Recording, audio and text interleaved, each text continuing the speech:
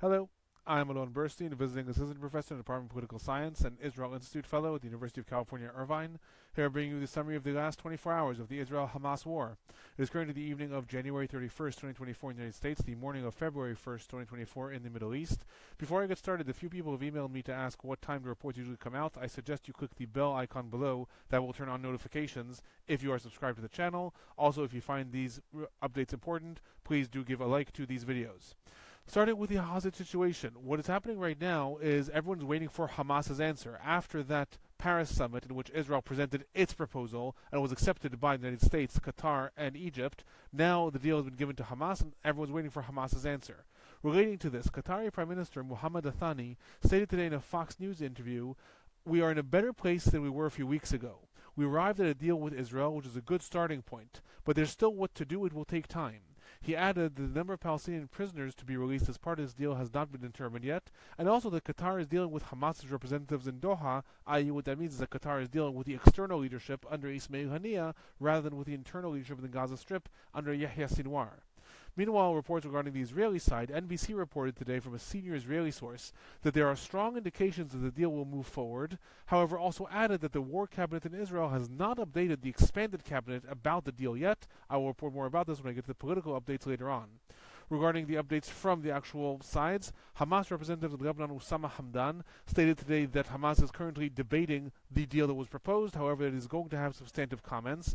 In Israel, Prime Minister Netanyahu put out a third clarification after 2 days of leaks regarding the deal. He stated, and I quote, "We are working on a plan to release our hostages, but I emphasize, not at any cost. I have red lines. Among them, we will not stop the war, we will not pull the IDF out of Gaza, and we will not release thousands of terrorists." Haaretz news network in Israel reported that sources close to the negotiations wondered why Prime Minister Netanyahu is bothering to develop this hard-line position publicly. This is the third time in the last 2 days, when Hamas is reviewing the deal, that he has stated what Israel is not going to do, and they questioned if Netanyahu actually wants Hamas to reject the deal, thereby allowing Israel to continue the war, but blaming this on Hamas.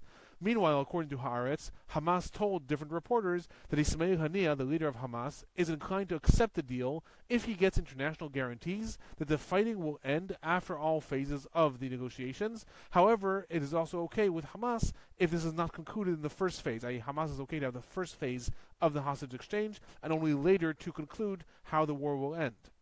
Regarding leaks about what the actual deal includes, according to reports in Israel, the first phase of the deal will include a 45-day truce in which 35 hostages, focusing on women, children, and the sick or injured, will be released.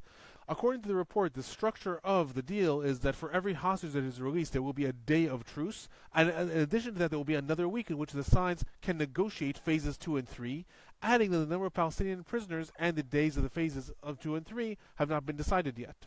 A French news agency today quoted Hamas sources saying similar things, that the first phase will include the release of 35 hostages in exchange for 200 to 300 Palestinian prisoners, while the next stages are still being debated. In turn, the Washington Post today stated that the hostage deal includes 2 phases. The first one will be a 6-week truce in which all Israeli civilians will be released, the key of 3 Palestinian prisoners released for every hostage, and in addition added that the IDF would withdraw from popular centers in the Gaza Strip, and there will be an increased entrance of humanitarian aid. In the second phase, hostages who are soldiers and those hostages that have died in captivity will be released, while this phase is still being negotiated and it has a lot of ambiguity. In addition to this, the Wall Street Journal today reported that both American and Arab sources stated that the United States is pushing for a deal that will begin with an extended truce, putting that into effect, in hopes that Israel will not be able to re-engage its fighting in the Gaza Strip with the same intensity after such a long pause. The report stated that the CIA director told negotiators that Israel will have difficulty renewing the fighting in the Gaza Strip with such intensity after a long pause, adding that Israel is itself considering moving to a lower intensity phase of the fighting with a lot less aerial bombings.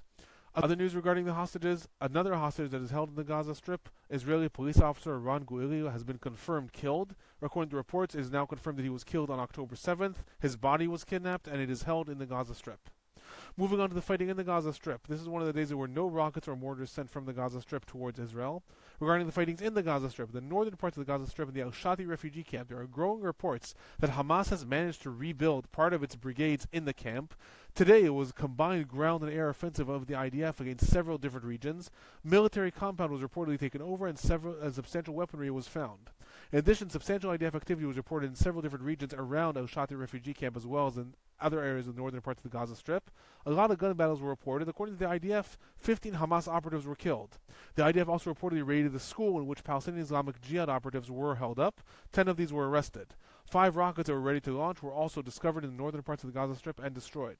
In the central parts of the Gaza Strip, the IDF is continuing to hold on to the Netzarim or Nusirat corridor, that is the corridor that divides the northern parts of the Gaza Strip from the southern parts of the Gaza Strip. Several gun battles were reported in and around the area, specifically in the El Maghazi and El Bureid refugee camps. In the southern parts of the Gaza Strip, the most intensive fighting continues in Khan Yunis. The IDF reportedly raided the Palestinian Islamic Jihad outpost that was used as a weapons manufacturing area in western Khan Yunis. Rocket-making sites, including long-range rockets, were destroyed, as well as anti-tank missiles, mines, and explosives that were being hidden in UNRWA-marked bags. An underground installation was also found in the area and destroyed. There are also several different engagements reported, including air attacks against different Hamas units. Meanwhile, in Rafah, a jeep was targeted with a missile. This does not correspond with Israel's usual bombings in the Gaza Strip, more with targeted assassinations. Later reports came out that a Palestinian Islamic Jihad money trafficker was the target of this attack and that he was likely killed. Al Jazeera reported that a total of 4 people were killed in this jeep attack, including a child. Other news relating to the Gaza Strip. The IDF is continuing to thin its reserve units in the Gaza Strip. One more division of reserve soldiers who was stationed along the coastline of northern Gaza has been released, leaving only one reserve unit division in the Gaza Strip. Everyone else is what we call regular conscripted IDF soldiers. Other news, there was a report published in BBC and The Guardian today stating that between 144,000 and 175,000 buildings and homes in the Gaza Strip have either been destroyed or damaged. This was a result of different researchers who were looking at different satellite images from before and after the ongoing war, alongside substantial destruction to agricultural areas and farmland as well. This accounts to roughly 50 to 61% of structures in the Gaza Strip. The reports also added that 46% of structures in Khan Yunis have been severely damaged or destroyed. Other news, between 80 to 100 Palestinian bodies that the IDF took back to Israel for identification, suspecting that they may have included hostages, have now been returned to the Gaza Strip through the Kerem Shalom crossing. This is something the IDF reported doing. In Khan Yunis, there were initial reports that the IDF was digging up graves. Later, the IDF reported it is taking people back to Israel in order for identification in case they are hostages. According to the Palestinian Health Ministry, most of the bodies returned were in such a state of decay, rendering them unrecognizable, and consequently they were buried in mass graves in Rafah. Regarding casualties, 4 IDF soldiers were reported killed in the Gaza Strip in the last 24 hours. The IDF published an official summary for the first time since the war began, stating that with those 4 soldiers, 224 soldiers have been killed in the Gaza Strip since the invasion began. 561 soldiers were killed throughout the entire war, including the attack on October 7th. 1,283 soldiers are reported injured since the invasion of the Gaza Strip began. 2,797 soldiers are reported injured in the entire war, including October 7th. The Palestinian Health Ministry is reporting that 150 Palestinians were killed in the Gaza Strip in the last 24 hours, bringing the total number of Palestinians who were killed in the Gaza Strip since the war began to 26,901. 65,690 Palestinians are reported injured in the Gaza Strip. There are still several thousand buried under the rubble of those damaged or destroyed buildings and are presumed dead. Moving on to the humanitarian situation in the Gaza Strip, a lot of reports came in today regarding the ongoing investigation in UNRWA on the one hand, and the countries that suspended their funding to UNRWA as a result. U.S. Secretary General Antonio Guterres stated today that UNRWA is the backbone of the humanitarian aid in the Gaza Strip, asking the funding countries to ensure the continuity of UNRWA as a life-saving activity. Meanwhile, while in the United States, the State Department spokesperson Matthew Miller stated that Israel recognizes the critical and important role UNRWA fulfills, today, meeting with UN ambassadors, Prime Minister Netanyahu stated, "It's time for the international community and the UN itself to realize that UNRWA's mission needs to end." Meanwhile, Norway announced that it will continue its funding of UNRWA. Norway is one of the prime funders of UNRWA, calling on other countries also to reconsider the freezing of funds. I remind everyone that yesterday, UNRWA stated that its funding will officially run out at the end of February, and UNRWA spokesperson said, Israel is the occupying force in the region. If UNRWA is unable to function, Israel will be the one who is responsible, giving the Palestinians shelter, food, water, everything that UNRWA is giving. Other news relating to the humanitarian situation. There have been more attempts of protesters in Israel to block the Kerem Shalom crossing. Following this, Israel's Minister of National Security, Itamar Ben-Gvir, sent a letter to Prime Minister Netanyahu calling upon him to stop the entrance of aid trucks to the Gaza Strip and to bring the matter to another debate in cabinet, stating that this is dividing the country. In addition, after the Kerem Shalom crossing was declared a closed military zone in order to stop these protesters, today the Nitzana crossing, that is another crossing between Israel and Egypt in which aid trucks are inspected then sent to the Rafah border, was also declared a closed military zone by the IDF in order to stop protesters. Other news, in an attempt to make sure that humanitarian aid does not reach Hamas, it was reported today that the IDF is developing a plan to bypass the current aid distribution. According to the plan, the IDF and international actors will themselves distribute the aid in a humanitarian buffer zone that will be created both in the northern parts of the Gaza Strip and the southern parts of the Gaza Strip, i.e. civilians will come there to get aid rather than it being distributed at the various sites. The IDF emphasizes this is a very initial plan. Other news, the Palestinian Red Crescent reported today that there's continued fighting around the Al-Amal hospital in Khan Yunis. Reports were that a woman and an infant died in the hospital as a result of the collapse of oxygen machines because of power failures. Other news, UNRWA reported today that 184,000 people have registered for assistance in the outskirts of Khan Yunis after evacuating the western parts of the city. Regarding the entrance of aid trucks, after many days that there was not reported how many aid trucks entered, today was reported an increase of aid trucks compared to the average prior to these protests. A total of 247 aid trucks carrying food, water, medical supplies, and shelters entered the Gaza Strip in the last 24 hours. The report from the IDF emphasized that 177 of these entered through the Kerem Shalom crossing despite protesters' attempts to block them, and 70 of these entered through the Rafah crossing. Moving on to the West Bank, substantial IDF activity was reported in several places throughout the West Bank. These included the Kalandia refugee camp, in which there was an IDF raid confiscating weapons. There was also IDF activity reported in the Anata village, in Nablus, and the Wafa Palestinian News Network reported substantial activity in Bethlehem and the Khirbat Bani Hirath area as well. 14 Palestinians are reported arrested throughout the West Bank in the last 24 hours. According to the IDF, in total since the war began, 2,990 Palestinians were arrested in the West Bank. Of these, 1,350 are Hamas operatives. The Palestinian rights group Adamir reports that 6,420 Palestinians have been detained since October 7th, noting that these are not arrests, these are Palestinians who have been detained for questioning. Moving on to the northern parts of Israel, southern parts of Lebanon, there were continuous rockets and missiles sent from Lebanon targeting the northern parts of Israel today. Rockets are in the area of Shlomi, in the western Galilee. Hezbollah also claimed firing a Falk 1 missile to the area. Rockets also targeted the areas of Yiftach, Ya'ara, Hanita, Manara, and Kfar Yuval, as well as the Reches Ramim. An anti-tank missile also hit a house in the Metula area, which caught fire. Regarding IDF retaliations, the IDF reported retaliating against Hezbollah structures in the Beit Leaf area, and other military compounds were also attacked in the Ita Sha'ab area and in Brida. Several Hezbollah infrastructures were also attacked in the Reshef village, as well as other attacks in Alma Sha'ab and Itaron. The IDF also reported retaliating against different launching sites throughout the day.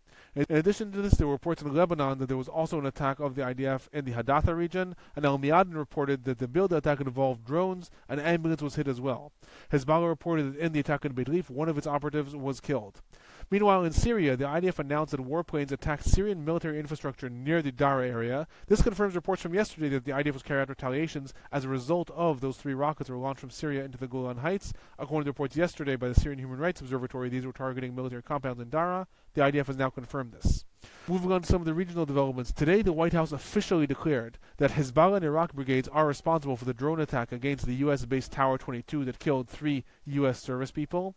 After Hezbollah and Iraq brigades announced yesterday that they're going to stop attacking U.S. forces, the Syrian Human Rights Observatory reported today that Iran has instructed its pro-Iranian militias in the region, particularly in the Deir ez-Zor area, to stop attacking U.S. bases.